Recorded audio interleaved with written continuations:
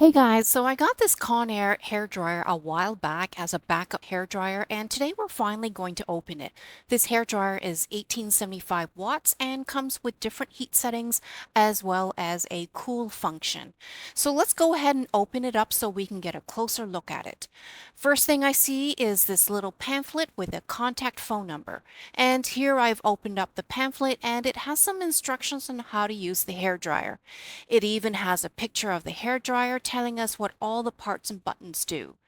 And on the flip side, some maintenance tips and a warranty.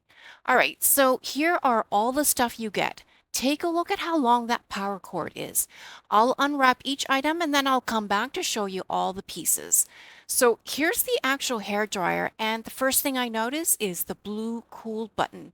And then directly below there are two sliders. This one is the one for the strength, and you have two settings to choose from, whether you want the air to blow out strong or a little weaker. And on the other side is the heat intensity.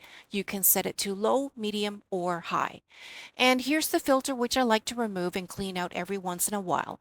The hair dryer also comes with two attachments. This one is the diffuser, which is great to reduce frizz, especially if you have wavy or curly hair.